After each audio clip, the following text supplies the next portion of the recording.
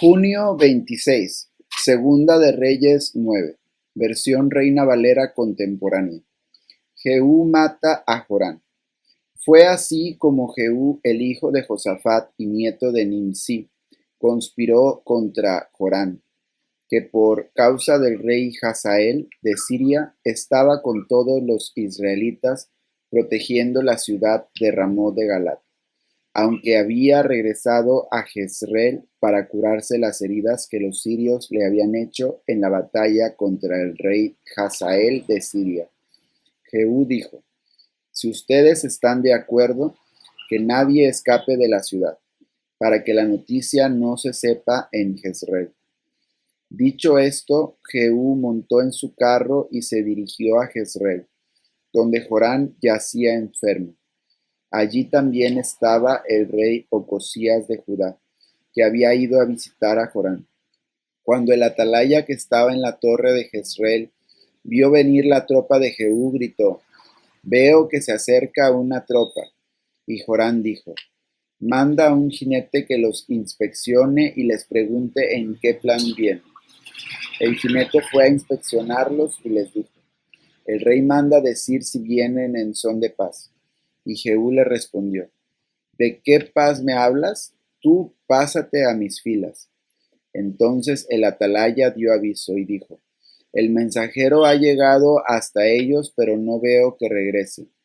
Se envió entonces a otro jinete, el cual llegó hasta ellos y dijo: el rey manda a preguntar si vienen en son de paz. Y Jehú también le respondió: ¿de qué paz me hablas? Tú pásate a mis filas. El atalaya volvió a dar aviso.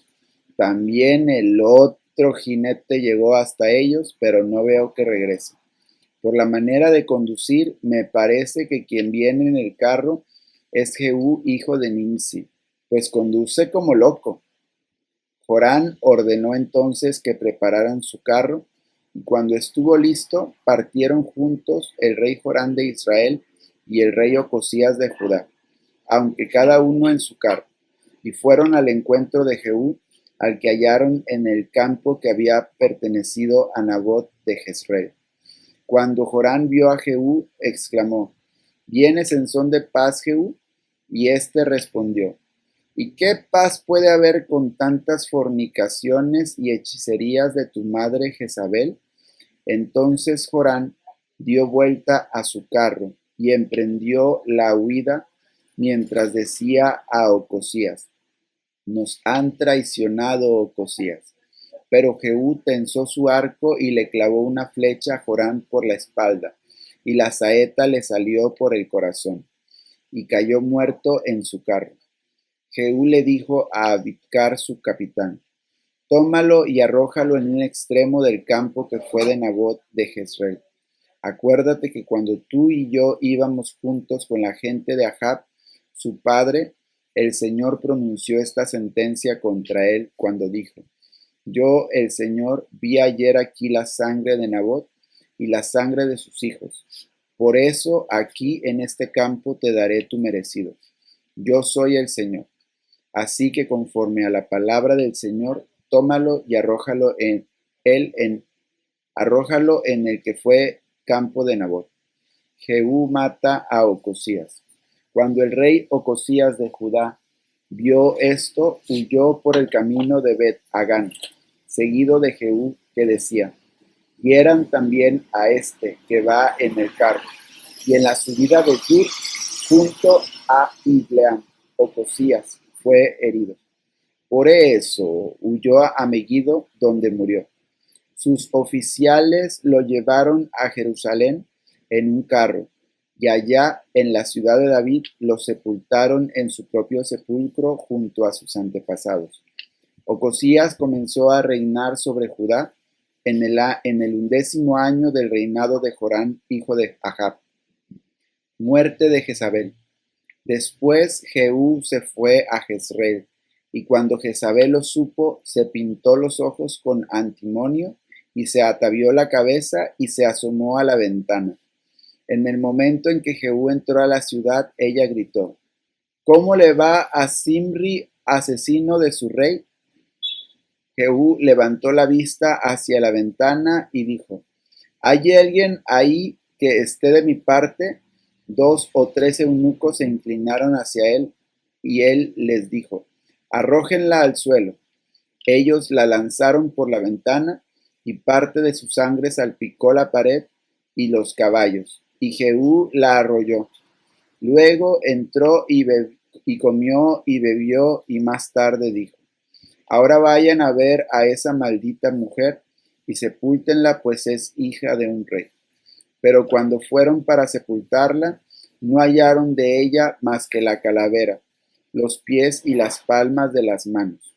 Volvieron entonces a decirle esto a Jehú, y él sentenció: Esta es la palabra de Dios pronunciada por medio de sus siervos, Elías el Tisbita, cuando dijo: En el campo de Jezreel los perros se comerán el cuerpo de Jezabel. Allí, en el campo de Jezreel, el cuerpo de Jezabel será semejante al estiércol en el suelo, de modo que nadie podrá reconocerla. Segunda de Reyes 10, versión Reina Valera 1960. Jehú extermina la casa de Acab.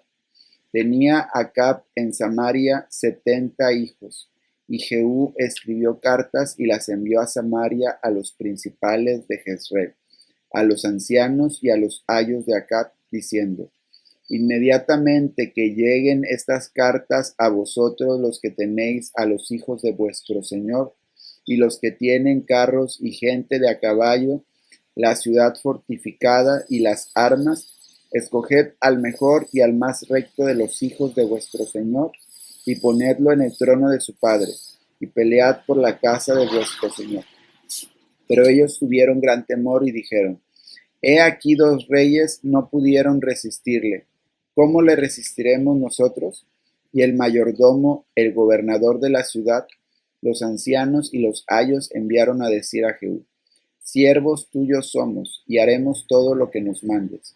No elegiremos por rey a ninguno. Haz lo que bien te parezca. Él entonces les escribió la segunda vez diciendo: Si sois míos y queréis obedecerme, tomad las cabezas de los hijos varones de vuestro señor, y venid a mí mañana a esta hora a Jezreel. Y los hijos del rey, 70 varones, estaban con los principales de la ciudad que los criaban. Cuando las cartas llegaron a ellos, tomaron a los hijos del rey y degollaron a los 70 varones, y pusieron sus cabezas en canastas y se las enviaron a Jezreel. Y vino un mensajero que le dio las nuevas diciendo: Han traído las cabezas de los hijos del rey. Y él le dijo: Ponedlas en 2 montones a la entrada de la puerta hasta la mañana. Venida la mañana salió él, y estando en pie dijo a todo el pueblo: Vosotros sois justos. He aquí yo he conspirado contra mi señor y le he dado muerte. Pero ¿quién ha dado muerte a todos estos? Sabed ahora que de la palabra que Jehová habló sobre la casa de Acab, nada caerá en tierra, y que Jehová ha hecho lo que dijo por su siervo Elías. Mató entonces Jehú a todos los que habían quedado de la casa de Acab en Jezreel, a todos sus príncipes, a todos sus familiares y a sus sacerdotes, hasta que no quedó ninguno. Luego se levantó de allí para ir a Samaria, y en el camino llegó a una casa de esquileo de pastores, y halló allí a los hermanos de Ocosías, rey de Judá, y les dijo: ¿Quiénes sois vosotros? Y ellos dijeron: Somos hermanos de Ocosías, y hemos venido a saludar a los hijos del rey y a los hijos de la reina.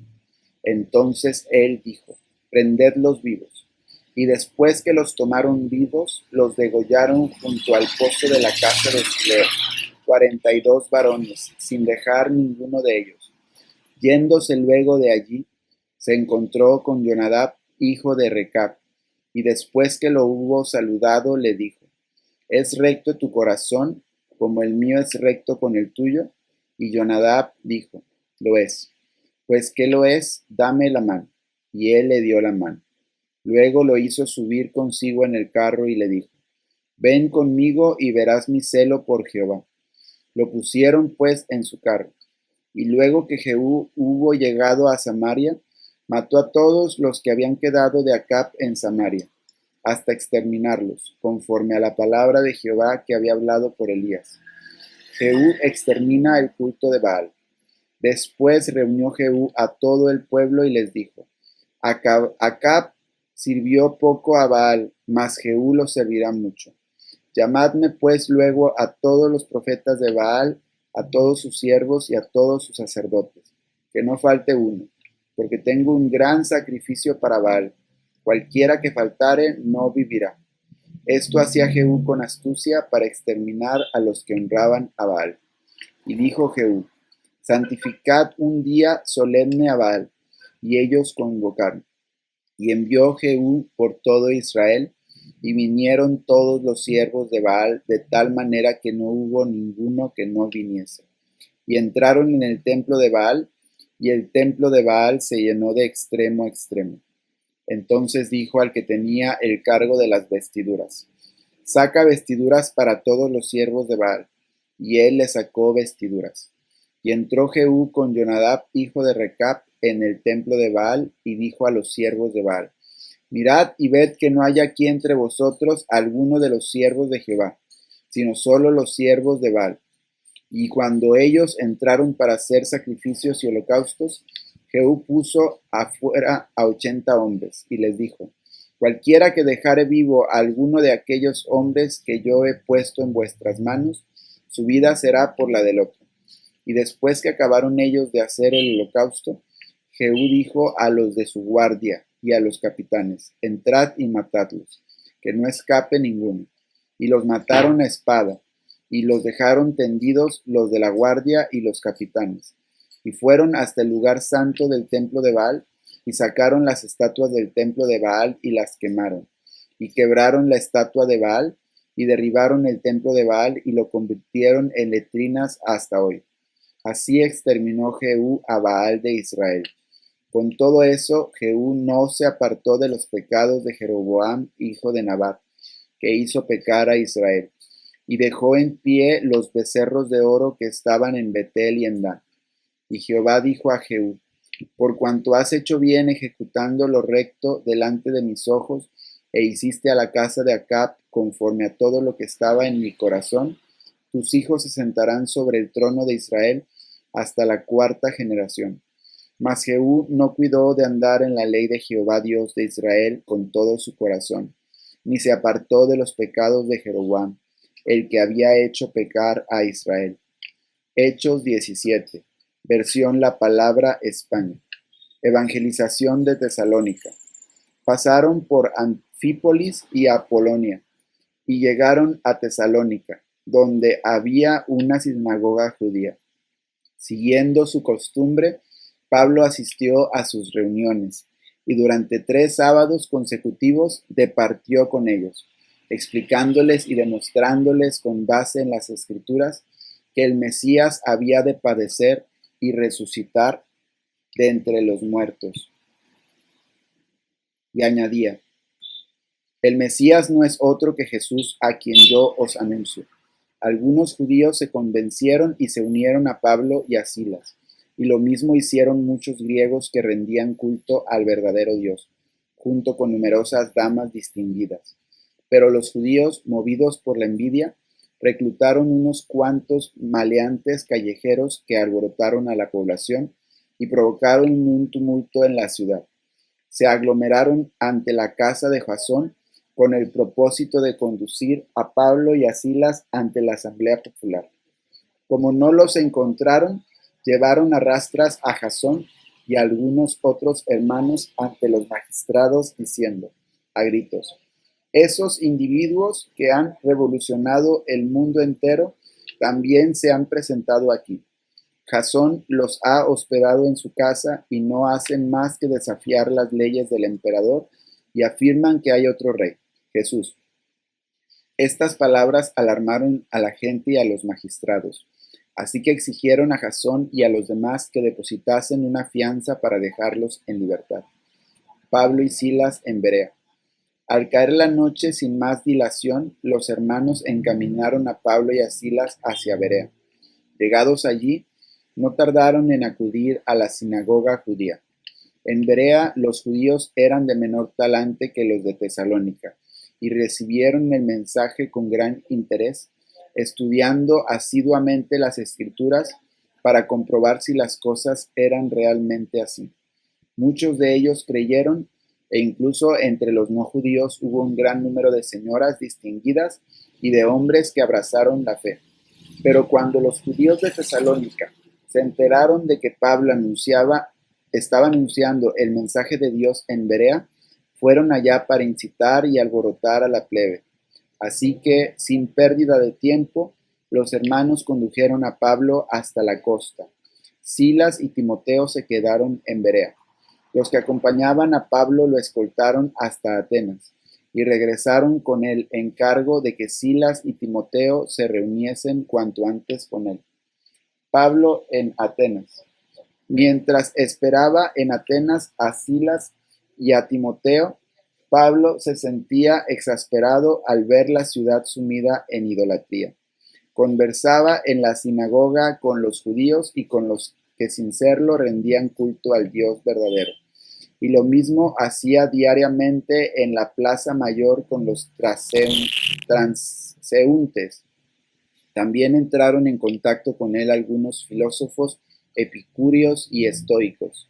Unos preguntaban, ¿qué podrá decir este charlatán? Otros, basándose en que anunciaba la buena nueva de Jesús y de la resurrección, comentaban, parece ser un propagandista de dioses extranjeros. Así que, sin más miramientos, lo llevaron al Areópago y le preguntaron, ¿puede saberse qué nueva doctrina es esta que enseñas? Pues nos estás martillando los oídos con extrañas ideas y queremos saber qué significa todo esto. Ténganse en cuenta que todos los atenienses y también los residentes extranjeros no se ocupaban más que de charlar sobre las últimas novedades. Discurso de Pablo en el Areópago. Pablo, erguido en el centro del Areópago, tomó la palabra y se expresó así. Atenienses, resulta a todas luces evidente que sois muy religiosos.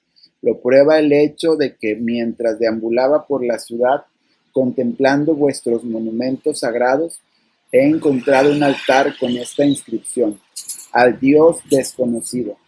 Pues al que vosotros adoráis sin conocerlo, a ese os vengo a anunciar. Es el Dios que ha creado el universo y todo lo que en él existe, siendo como es el Señor de cielos y tierra. No habita en templos construidos por hombres, ni tiene necesidad de ser honrado por humanos, pues es Él quien imparte a todos vida, aliento y todo lo demás. Él ha hecho que, a partir de uno solo, las más diversas razas humanas pueblen la superficie entera de la tierra, determinando las épocas concretas y los lugares exactos en que debían habitar. Y esto para ver si, aunque fuese a tientas, pudieran encontrar a Dios, que realmente no está muy lejos de cada uno de nosotros. En Él efectivamente vivimos, nos movemos y existimos, como bien dijeron algunos de vuestros profetas, estirpe suya somos. Siendo pues estirpe de Dios, no debemos suponer que la divinidad tenga algún parecido con esas imágenes de oro, plata o mármol que son labradas por el arte y la inspiración humana. Y aunque es verdad que Dios no ha tomado en cuenta los tiempos en que reinaba la ignorancia, ahora dirige un aviso a todos los humanos, donde quiera que estén, para que se conviertan, y ya tiene fijado el día en que ha de juzgar con toda justicia al mundo. A tal fin ha designado a un hombre, a quien ha dado su aprobación delante de todos al resucitarlo triunfante de la muerte. Cuando oyeron hablar de resurrección de muertos, unos lo tomaron a burla y otros dijeron, ya nos hablarás de ese tema en otra ocasión. Así que Pablo abandonó la reunión. Sin embargo, hubo quienes se unieron a él y abrazaron la fe entre ellos. Entre ellos Dionisio, que era miembro del Areópago, una mujer llamada Dámaris y algunos otros. Salmo 144, versión nueva, versión internacional. Salmo de David. Bendito sea el Señor mi roca, que adiestra mis manos para la guerra, mis dedos para la batalla. Él es mi Dios, amoroso, mi amparo, mi más alto escondite, mi libertador, mi escudo en quien me refugio.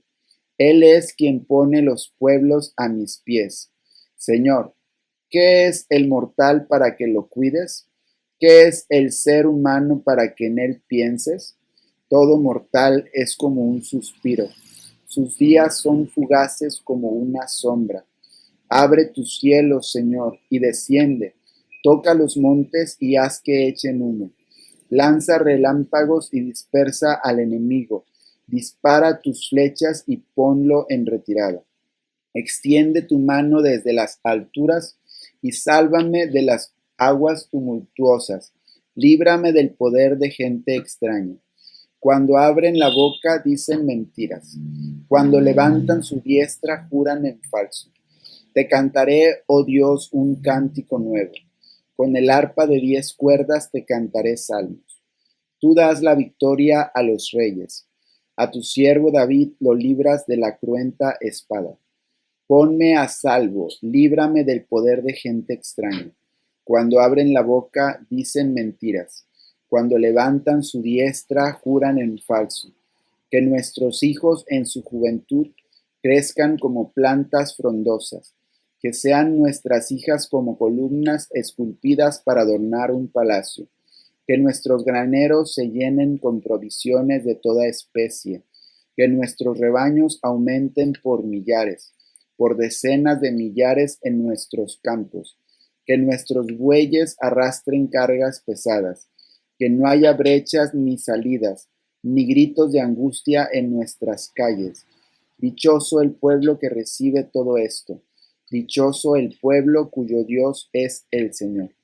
Proverbios 17, versión Reina Valera 1995. El que ahorra palabras tiene sabiduría. Prudente de espíritu es el hombre inteligente.